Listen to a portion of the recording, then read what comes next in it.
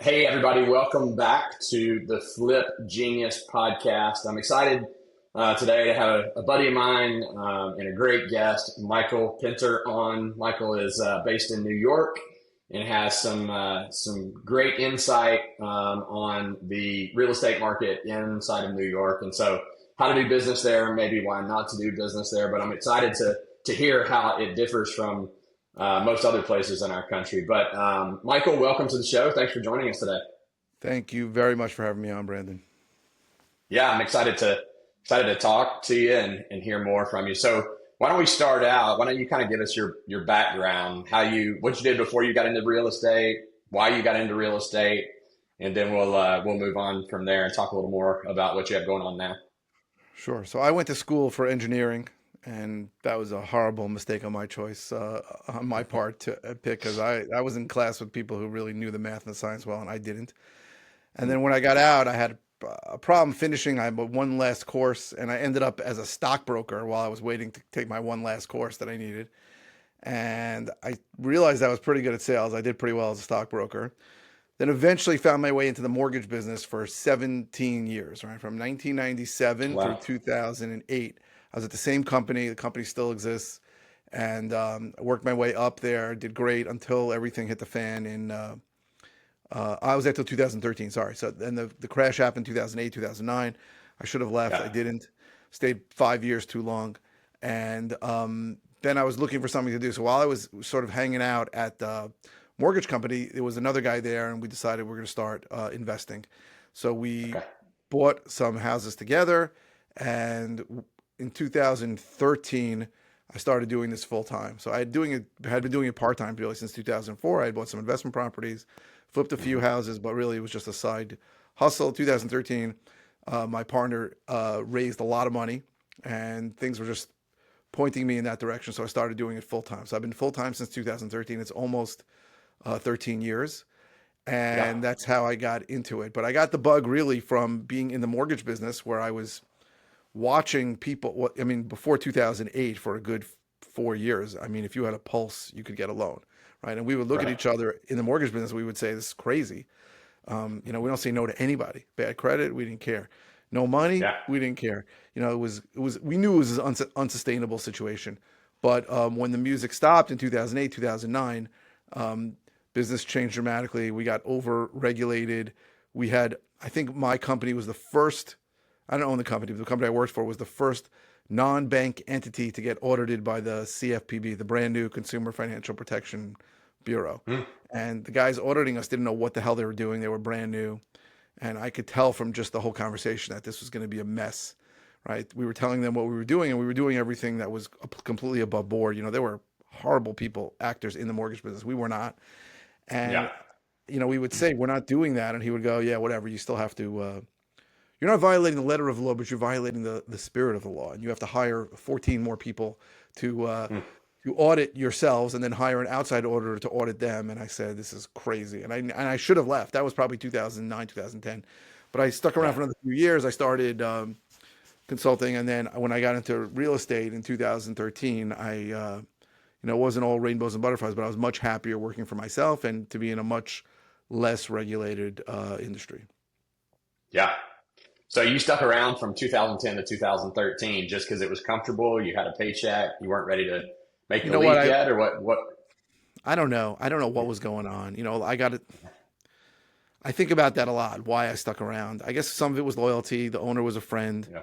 Mm. and I don't know why I stuck. I should not have. I should have left earlier. I don't know Yeah. but I think if I would have left, listen, everything happens for a reason. If I would have left earlier, I probably wouldn't have ended up being in real estate. So I'm happy it sort of Yeah. worked out the way it did.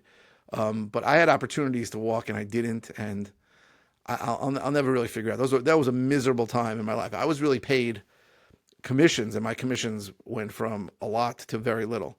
It Yeah. was a difficult time, but it ended up leading me to real estate, which was a good thing. So it happened. I guess it happened the way it was supposed to happen. There you go. Everything happens for a reason, and you Exactly. ended up where you were supposed to end up. I think a lot of times people too are, um, and not suggesting this was the case with you, but a lot of our listeners, there's the fear of the unknown. Like, what if it doesn't work? What if, I've got something that I know I'm comfortable in. And so completely changing careers or jumping into something, even with investing in real estate, they're like, well, I don't know how to get the money and I don't know how to find properties and I don't know how to do Right. this and I don't know how to do that. I And see so that. the I see it all the unknown time. just leaves them stuck where they are instead of 100%. The we can, devil you know you can is learn better all than that. the devil you don't. There are a lot of people that Yeah. just cannot see. I coach and I have a lot of students, and I tell them, do not leave your job until you are confident that you have enough Yeah. in your pipeline to cover what you were making. And I've had students who Hmm. left their full-time job, but so there's some 'cause students come to me and they go, I just want to burn the boats. I just want to do it. And I have a student who like dropped out of college. He's very successful now, but I was like, I don't know. Like, well, college, his parents were unhappy that he dropped out of college, but he wasn't really making an income. But if somebody has a family to Yeah. feed, I would say I tell everybody stay with your full time job until your pipeline gets full and you're Yeah. confident that the money's going to come in. But Yeah. exactly what you said, the fear of the unknown. Listen, entrepreneurship is not for everybody. That is a Hmm. fact, right? Only a small fraction of the world is going to be a successful entrepreneur. So Yeah. I understand that, right? If you have responsibility to feed your family, you do that first. But for some people, it's a much happier way of life. For me, it's the time freedom. Like that's the best thing for me. Hmm. It's just I don't have Yeah. to ask permission to take a vacation. I have 3 out of 4 of my grandchildren are in California. I live in New York, and we see them every month. And Hmm. like I'm not asking anybody permission to go there. Like we go there. So that Yeah. for me is a big portion of success. Everybody defines success differently, but for me, the ability to do what you want when you want is a big part of entrepreneurship. But for a lot of people, it's not worth the trade off of Right. all the trouble that we go through as entrepreneurs because it's not all rainbows and butterflies and making payroll and paying bills and doing deals that end up losing some money are not fun. But everybody's different. It's Yeah. not for everybody. Yeah, I saw something one time that said entrepreneurs are the only people who are willing to quit a 40-hour a week job to take on an 80-hour a week business. Which, of course, Absolutely. once you reach a certain level of success, you bring people in and you have a team, and that goes back. But it is true. I tell people, being an entrepreneur is a blessing and a curse. I think a lot of people say they are entrepreneurs or want to be entrepreneurs, and very few actually are, meaning that it's in their gut. And I know that's true for you and for me.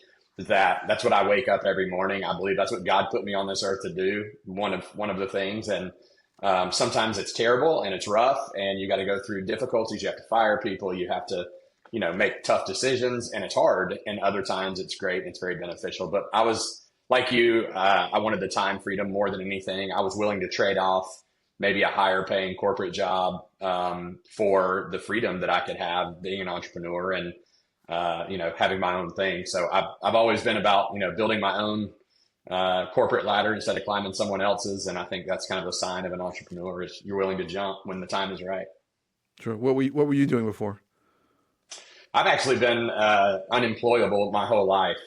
I for I actually worked for a guy for a year and a half building cell phone stores, Sprint PCS cell phone stores. And then after the real estate market crashed that you talked about in 08, 09, I was building new houses, flipping houses, doing real estate before that, had a lot of new construction going on. And when the crash happened, I didn't have to file bankruptcy, but we lost all of our savings and all of our money and everything in our business. And so I went to work for a buddy of mine for a year and a half. While I was there, started another business on the side that eventually I was able to leave that job after a year and a half. So with the exception of those 3.5 years, my 30 plus year career has all been self-employed. Yeah, that's good Yeah. stuff. I mean, yeah, I'm sure we both know a bunch of people who had to file bankruptcy, but now they're doing great. Like there was a period Yeah, of time where a lot of people got really stuck holding a lot of for properties sure. that had negative equity in 2008, 2009. Yeah. Yeah. And I think a lot of people now, if they hadn't been around for a while, didn't see that. You saw it from the mortgage side and obviously from the real estate side. It was ugly. But okay, so back to your story. You said that you got into real estate, kind of buying on your own, doing more investing in 2013, full time. You had done some before that, but that was full time. So 2013 to now, has all of your investing been in New York City or in New York, or have you done Oh it no. outside of New York? So first, I'm located right outside New York City. Like I'm a mile away Okay. from New York City. I'm in Long Island. When I started, I Okay. was only operating in Long Island. I Okay. realized way too late in about 5 or 6 years ago that I needed to expand to other areas, and we could talk about why. New York is people think, oh, New York's an attorney state or something. New York is like another planet when it comes to real estate. I can give you 5 or 6 reasons that I'm sure a lot of people don't know, but New York is really, really different the way we do business here. There's like nothing else like it. If you want me to tell you, I do. Okay, Yeah, I want you to go into that because I think a sure. lot, listeners are from all over the country. Who knows what city, what state they're in? But I know for me in Atlanta, I know the market well. Obviously, I know how to do business in real estate here in this market. But I've talked to other people in other markets who it's different, and I have always heard that New York is one of the most difficult markets there is. So I'd love for you to share with us I'm going what to give five you or just six of those things are. I'm going to give you a few. I don't even know if I'm going to hit them all, but Okay. I didn't know that this was not how it works all over the country. I remember I'm a member of Investor Fuel for almost 7 years. And when I went to Okay. that mastermind, like the first time you have to present it, I'm talking about all these problems. And everyone there was looking at me like I have 6 heads. They didn't even know what the hell I was talking about. So let me tell you how it works in New York. On the most basic level, a standard real estate transaction in 49 states happens between a buyer and a seller. So a buyer talks to a seller, they agree on a price, the buyer can whip out a contract, sign the contract, and technically they're in contract. New York is the only state where that is not how it works. That the transaction takes place between a seller's attorney and a buyer's attorney. So once you agree on a price with the seller's attorney generates a contract and sends it to a buyer's attorney, where they will then argue over stupidity so they can earn their exorbitant fees, usually several $1,000s each. And that's how the transaction works. So there are significant amount of not a, there are some times where I agree with the seller and then the property's not in contract and it never goes to contract because the attorney kills it or something else happens. So the first thing is I can't pull out a contract. I mean, I could, but it's not really enforceable. The standard procedure is the seller's attorney generates contract, sends it to the buyer's attorney. That's number one. Number two, That's the crazy. standard EMD, the standard deposit that goes on contract is 10% of the purchase price. So Wow. if I'm buying something for $400,000, I'm going to be expected to give $40,000. Now I can negotiate that down, and I usually do, but Hmm. some attorneys are just unaccepting of the fact that the EMD, the earnest money deposit, is going to be less. So that's something I have to work through.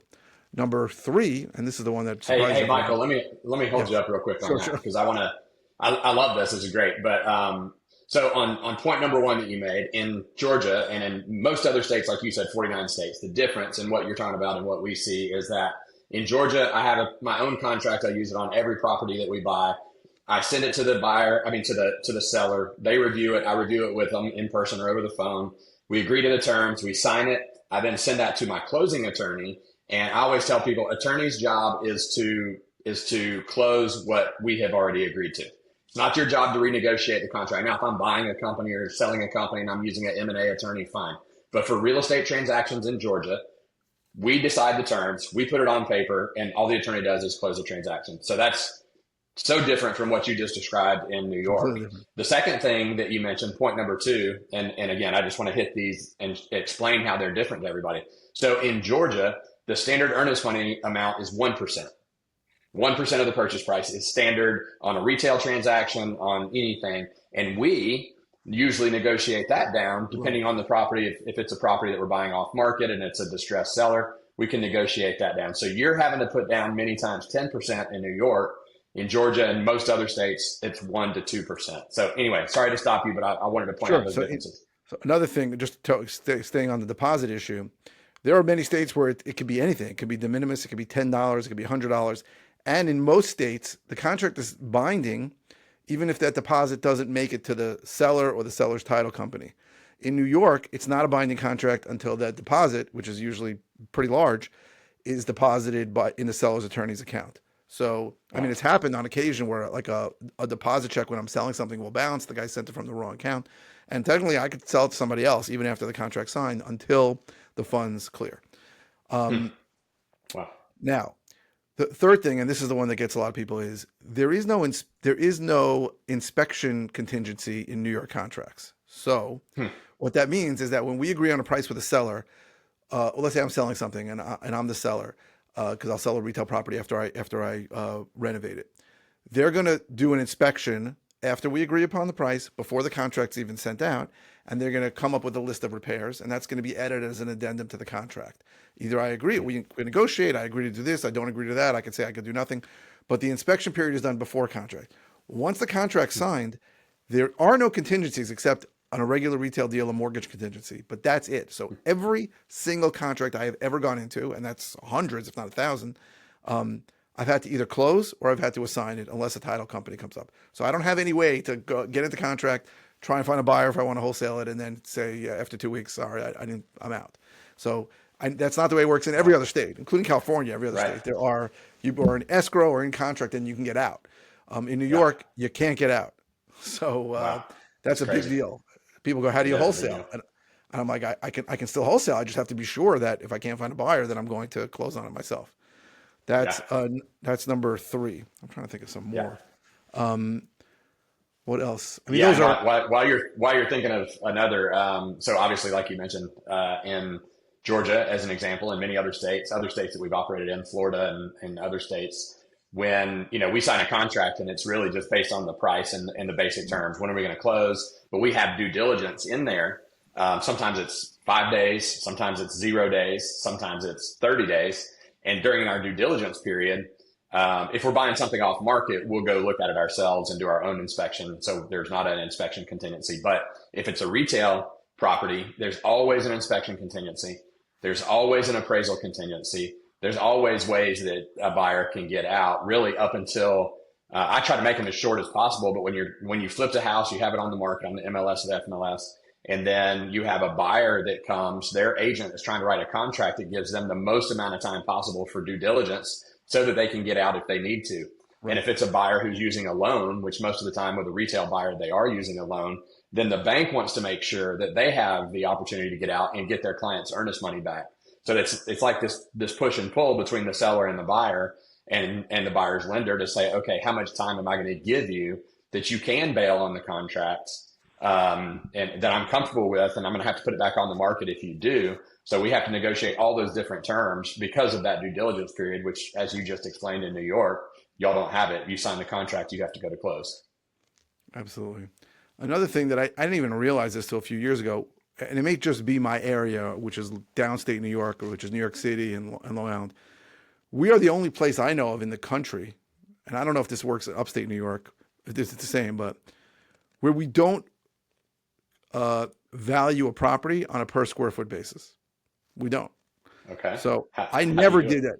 I never did that. And I know that it's done everywhere else. And the reason why it's not done is because we have the only MLS. We have this massive multiple listing service, which is where any property that's listed gets put on.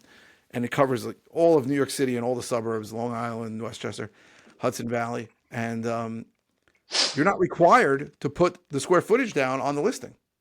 So because you're not required to put the square footage down on the listing, nobody really knows what the square footage is of any of the comparable properties that they're comping. So I, for most of my life, have comped properties simply based on architectural style. So if it's a colonial to a colonial, a split level to a split level, and bedrooms and bathrooms. And when somebody calls me sometimes on a listing and they'll go, well, what's the square footage? I'll go, let me guess, you're not from around here. Because in all other places in the country, and this is a much better way to comp properties, it's done on a sort of an average per square foot basis. It's $500 a square foot. Your property is 2,000 square feet, so it's going to be $1 million. Like, it's that simple. But in New York, it doesn't work that way. And I've never comped properties on a per square foot basis. And people sometimes will come to me and they'll say, well, I don't know, yours is a few hundred square feet less. And I'm like, it doesn't matter in New York. So that's a big deal too. It's much harder to come up with values if you don't use that method. So you said it's basically just bedrooms and bathroom count. That's how you're doing it? Bedroom, bathrooms, architectural style, recent close proximity comps is what I've used for most of my career. What about year built? Year built, do y'all look at that as well? No, I don't, because our inventory is really old in New York. We have a lot of stuff built in the 30s, 40s, 50s, and I bought stuff built in the 1800s. So some of that stuff is redone, and it doesn't really work. A lot of the country is built since 1980 and on. Like a lot of Dallas is built that way. So you sort of make assumptions about the build and the build type and what's going to be inside. But in New York, so many of the properties have been renovated because our inventory is so old that year built doesn't really affect it much. I mean, obviously you would want it to be a similar build, but we don't use year built. I know that's a big factor in other parts of the country too. Yeah. What about the appraisal? Do you ever have problems with the appraisal if you're saying, I mean, it sounds like if you're valuing a property, you say, okay, I want 1.5 million for this property, and you have a buyer who's like, okay, I'll pay 1.5 million. You have an agreement between non-related parties, right? So a buyer and a seller who don't have any coercion or anything going on. You have an agreement of price and terms. And then do you ever have problems with the appraiser coming back and going, no, I'm only going to give that one 950 because, Very. or I is think it I had like, once for like $10,000, which I let go. I almost never had a problem. I mean, I'm still good at comping properties and coming up with value, so I know yeah. beforehand what they are, and before I list a property that I renovated, I'll look again what they are. So I don't think I've ever had an appraisal issue. I don't. Once So in a we while you get actually do. That's once in a while once you in a get while. you Go get ahead. you get somebody from this an AMC, an appraisal management company, where they had to order some, and they use someone who's not from New York, and they'll get confused, that kind of thing. I'll have to show them more comps, but Yeah. it's never really been an issue of the houses that I'm selling appraising for what they ended up agreeing on. That's good. That is one thing we have to deal with often here in Georgia and other parts of the country as well is the appraisal. We one of the houses we just flipped. We had it listed and we had a buyer come along and they agreed to the price and we signed a contract. They had an inspection. They had 3 or 4 items they wanted us to do. We did those things. Everything's great. The appraisal comes back $50,000 less than what we'd agreed to buy it for. And when I looked at the appraisal, the appraiser had used comps outside of the neighborhood, some as far as 3 miles away, to come up with a lower price. And so you can do an appraisal appeal, which I did, and pointed out that here's 3 houses in the neighborhood that are the same square footage, same bedroom, same bathroom, have sold within the last 6 months. And here's the price. Not to mention, you have an agreement between a buyer and a seller that don't know each other, don't have any reason to collaborate or anything on it. So why are you going 3 miles outside of the neighborhood when there's 3 good comps inside the neighborhood? He refused to change his appraisal. The bank's lender, I mean, the buyer's lender, refused to loan more on it. They were already putting $80,000 down and didn't want to bring an additional 50. Um, and so there was nothing we could do. The appraisals are not held accountable to anybody. They can come up with whatever number they want. And I think in a current market like we have, where real estate market is slowing down a little bit, it's been a seller's market for years. It's more of a balanced market now, I think, and maybe trending towards a buyer's market. Right. But in a balanced market like this, I think appraisers are fearful. I think they're worried. I think they're scared about what happened in 08, 09, and they don't want to get their hands slapped by banks. So they're just coming in below actual value, and there's nothing that we can do about it. We ended up on that particular deal. The buyer's agent called and said, we're going to terminate the contract. And I said, why? And she said, because the appraisal came back $50,000 less, and you're not going to take $50,000 less, are you? And I said, maybe, because we've got a bunch of projects going on. We still make, 40 grand on that house. We thought we were going to make 80 or 90, and we ended up doing that. We ended up taking $50,000 less just to get it done and move on. So that is one of the problems we do have to deal with in Georgia. Yeah. So it's rare. I mean, here it's very rare that on a purchase that won't appraise for the purchase price. They see the contract and they know. So they're usually Yeah. trying to make it happen. Now, I remember 2008, 2009, but there were almost no appraisers who were held accountable, except the ones that were I know. really shady and taking money under Yeah. the table, that kind of thing, getting paid Right. on purchases. But I remember something crazy from 2009 where so we were selling a lot of production to the Swiss banks, the Credit Suisse and UBS, like almost all of our non-conforming stuff. But the good loans we were doing with like Chase or Bank of America, Wells Fargo, and Yeah. we did this little condo hotel in Miami, and it was like 22 units. We sold like 15 of them to active NFL players, and they all had contracts. I mean, we were looking at their contracts. The NFL contracts are the worst of all the sports, by the way. Nothing was guaranteed then. We did Wow. contracts for number one draft picks who in the contract said they would have to pay back their signing bonus if they got cut. It was crazy. But Wow. the average NFL career is not very long. So a lot of these guys lost their jobs, right? Just got hurt or weren't good enough, couldn't make the cut, and they stopped making payments on these little condo hotel units in Miami Beach. And so we sold them all to Chase because they were all great loans. Everybody had income, assets, good credit. And then Chase started sending us back these repurchase requests with these retroactive appraisals. In other words, 3 years after the deal closed, they were doing appraisals and saying, well, you didn't use these comps, you used the wrong comps. And we were Wow. like, you could shove this where the sun doesn't shine. I could do a retroactive appraisal on your house and tell you why you paid too much. I can always choose Right. comps years later and tell you that things didn't work. But I remember Chase did Right. that. It was a nightmare. But yeah, I don't know why an appraiser would choose to come in low. To me, that's a weird thing. It doesn't happen here very often. Yeah, that's a benefit, I guess. So, you're still buying and flipping and doing real estate in New York? Yeah, I'd say about 50 to 60% of what I do is in New York. I've expanded to Florida and Texas, and I Hmm. think I'm going to a few more markets starting 2026. I'm looking at like Okay, three other great. markets. And one of the biggest problems in New York is because, so it's a whole thing. The attorneys being involved in the contract, like I told you, affects the timeline. It takes a long time for a simple house to trade hands here. If there's somebody's getting a Hmm. mortgage for sure, it could be 90 to 120 days. It takes a long time. I know it's much Wow. shorter other places, 30 days, 60 days. And it's Yeah. because this whole period of the attorneys getting involved just causes everyone, whether it's a lender, whether it's a title company, we can get into title issues also, just to take a long time. And I think we're the only state where departmental searches are mandatory. That means that they do a housing and building search to see if there's any open permits or open violations. They do all kinds of crazy other searches too, a tax search that gets done separately. And these things take time. In some townships, I'm in Nassau County, the other county in Long Island, the Suffolk County. Some townships in Suffolk County, it can take 6 weeks just to get the search. Like I know there Hmm. are places where you can get title in 2 days, but here it can take Yeah. 6 weeks just to get title. So the whole process takes forever. What that's done, it's sort of a secondary effect, is sellers do not think of their real estate here as very liquid. So Hmm. in 49 states, if I'm in a pinch, right, I got to bail my kid out of jail, something crazy, right? I have some financial problem. I could probably sell my house in a week, right? I may Hmm. take a huge haircut selling it to an Yeah. investor, but I could turn my real estate into cash pretty quickly. And a lot of the Yeah. people when they market to sellers, it's like, well, I'll close really fast. I'll close in 2 days, whatever it is. Hmm. In New York, nobody thinks of their real estate as a super liquid investment. So if someone's in a financial pinch in New York, they're not thinking I'm going to sell this in a week because they may not get title for 6 weeks, right? So it's never going to happen. So Wow. the way people think about real estate here is much more illiquid. So I never market in New York like I'll buy your house fast. I market in New York as I'll close whenever you want. I've Yeah. probably bought from more sellers who needed more time on the back end, right? They didn't know where they're going or they're building a new house and the builder has already been extending the timeline. They just wanted to know they had a contract in sale and they wanted me as to know it's gone.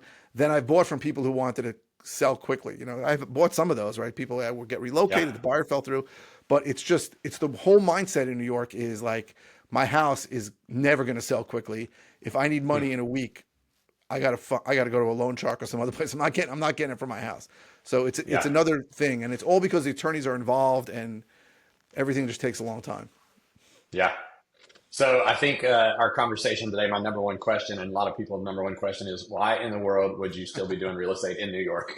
Okay, so there's a converse to a lot of these complications. The converse Okay. is that it's very hard to get into contract, but it is impossible for the seller to get out of contract. So while it's a pain and costs money and takes time to get into contract, I have a zero fall through on my contracts.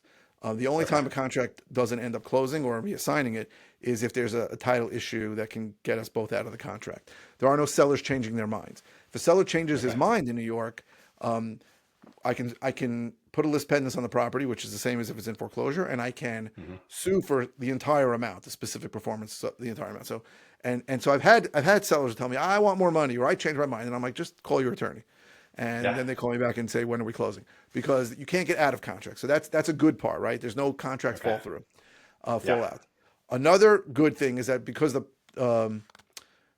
prices are higher, the profits are better, right? The median home price in my county is like $800,000, is insane. So Okay. if the wholesale profit is let's say somewhere between 8 and 10% of the ARV, the after repaired value, so it's higher here. Um, Okay. and also there's very little competition, right? There is competition, but much less than in other places. So like I probably know more than 10 people who operate in Oklahoma Oklahoma only has two cities, Tulsa and Oklahoma City. I probably know more than 10 that operate in Birmingham, Alabama.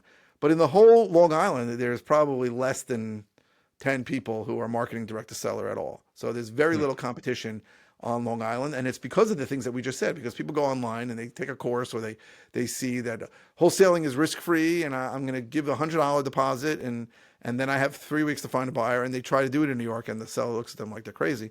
How come my Yeah. attorney is not preparing the contract? So it sifts out a lot of the competition. So that I think that's a good thing. So Yeah. again, I knew none of this until I started talking to people from other parts of the country about 7 years ago. But there are pros and cons to New York for sure. Having said that, I still want to expand my non-New York activity more than it is now, just because of the length of time it takes between when I spend money on marketing and when I finally get paid, which is exorbitantly long in New York and is much shorter in most parts of the country. Yeah. I've also heard nightmares about rent restrictions in New York. Do you Oh, have any insight into the rent restrictions in New sure. York? Another thing, almost every single family residence in New York, in downstate New York, is not cash flow positive, right? Because our Hmm. price points are higher, so therefore our mortgage payments are higher, and the taxes are Yeah. higher. So it's very common in Long Island to have $1,000 a month in property taxes. Very common, and I've done properties where it's over $30,000 a year in property taxes, and there are Wow. properties less than a mile here that have $100,000 a year in property taxes. So um, it's very hard to be cash flow positive on a single unit. You can be cash flow positive if there's at least two units, but Hmm. that was never an option to me. And I used to go to Investor Field and people would go, oh, I flipped this property, I couldn't find a buyer, so I'm just going to rent it out. And I'm like, that Hmm. would never work for me because I'd be cash flow negative by $1,000 a month. So that's a Yeah. big deal. And the rental, so it's both the foreclosures. I mean, I'm going to tell you something now that you probably won't believe, but foreclosure process in New York, if you hire an attorney, is more than a decade, right? When you go to a foreclosure auction today, you will still see things from 2009, 2008. What? That's when they stopped making payments. So you never want to be an owner Unbelievable. financer, be the bank in New York, ever. You could do that anywhere Wow. else, but not in New York. But it's terrible for lenders. It's also terrible for landlords. So 2019, Governor Cuomo, right before he resigned, stuck New York with probably the worst laws ever. And we were not a great haven for landlords before that. But he changed the law in 2019 where this is mostly Manhattan, but other parts of the state too. If there's any Hmm. rent stabilized or rent controlled apartments, and Manhattan has about 1 million of them, um, he restricted the landlord. The law used to be before 2019 that if you renovated an apartment, you can raise the rent by 1/40th of that. So if I spent $100,000 renovating an apartment, and a lot of apartments need $100,000 in Manhattan, our cost to do renovation work here is expensive. You could raise the rent by $2,500, and you could get it back in some time frame, right? You can get it back in four years. He restricted that to almost nothing, right? So you can spend $1 million on an apartment now, which you won't, because you can raise the rent by like $42. So what's Hmm. happened, and people aren't certainly not talking about it enough, is there are at least 50,000, some people say more, apartments in Manhattan right now that are just warehoused. The landlord just shut the door, closed it up, and said, it's not worth it for me to bring in a tenant. It's not Hmm. worth it for me to renovate, right? The property needs work. A lot of the property needs work. I told you how old a lot of the buildings are. And he's Yeah. like, I'm just going to wait for the law to change. And that's what's going on. And it's going to continue to grow. If nothing changes in a year, Wow. and I don't think anything will, there could easily be 100,000 warehouse apartments in Manhattan where the landlord, it's not worth it for the landlord to bring in a tenant and it's not worth it for the landlord to renovate, right? Because if it's an old apartment and you have a tenant in there, then they complain that the plumbing doesn't work or something's wrong in the unit. But it's not worth it to spend the money to fix it up if you can't recoup that in rent. So it's a crazy, crazy situation. Now that's Yeah. I don't deal with rent stabilized or rent controlled apartments, but what he also stuck it to was ordinary people like me. I buy a lot of occupied properties, mostly because Hmm. my competition won't, and I know how to evict. I've evicted many people, but he stuck it to us too because he, in essence, said we have to give 90-day notice to someone. I buy a property, I have to give them 90-day notice from that day on. So 3 months in is when we can start talking about going to court. So it made the whole eviction process longer. Right now in Long Island, it can easily be a year to evict somebody, and in New York City, it's easily 2 years to evict somebody.